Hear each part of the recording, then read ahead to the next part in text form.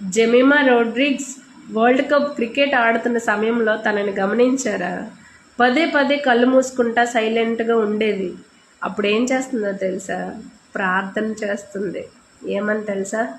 నా శక్తి నాకు చాలదు ప్రభువా, నాకు శక్తి లేదు, నాకు టెన్షన్గా ఉంది, నువ్వు అన్నావు అంతా నేను చూసుకుంటానని, ఊరక నిలిచి చూడుడి మీ పక్షాన నేను యుద్ధం చేస్తానని ఆ రోజు ఇశ్రాయేలీలతో నువ్వు మాట్లాడావు కదా, అలాగే నేనుంటాను, జస్ట్ నేను నుంచుంటాను, నాలో నీవుండి నీ పరిశుద్ధాత్మ ద్వారా ఈ మ్యాచ్ ఆడడానికి నువ్వు సహాయం చేయి ప్రభువా అని ప్రార్థన చేస్తూ ఉండేది. నేనేం అబద్ధం చెప్పట్లా. మీకు డౌట్ ఉంటే క్రికెట్ మ్యాచ్ అంతా గమనించండి. అస్తమట్టు కళ్ళు మూసుకొని తను ప్రార్థన చేసుకుంటానే ఉండేది. అంతేనండి. దేవుడు ఏమంటున్నాడు తెలుసా? నువ్వెందుకు ప్రతిదానికి టెన్షన్ అయిపోతావు, సతమతం అయిపోతావు? మనం చేసేది ఏం లేదు. దేవుడు అంటున్నాడు, ఊరక నిలిచి చూడండి, మీ పక్షాన్ని నేను యుద్ధం చేస్తాను. అది ఏదైనా సరే, అది ఎలాంటి కార్యమైనా సరే. ఆ రోజు ముందు ఎర్ర సముద్రం, వెనక శత్రువులు, ఏం చేయాలో మోషేకి అర్థం కాల. ప్రార్థన చేస్తే దేవుడు ఏమన్నాడు? ఊరక నిలిచి చూడండి. ఈరోజు దేవుడు మీ కన్నుల ఎదుట చేయబోయే మహారక్షణ చూడండి, అద్భుతం చూడండి. ఏమైంది?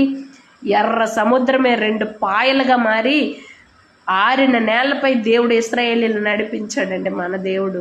మనకెందుకు టెన్షన్? మనకు అన్నీ తెలుసు, కానీ ఆ టైం వచ్చినప్పటికీ సతమతం అయిపోయి భయపడిపోతాం.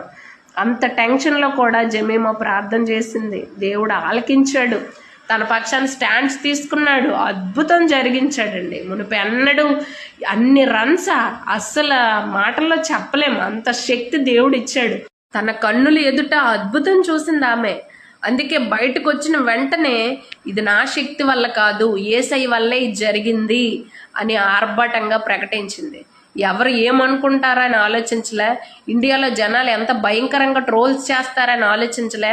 అసలు దేని గురించి భయపడకుండా ధైర్యంగా ఆర్భాటంగా ప్రకటించింది ఆమె.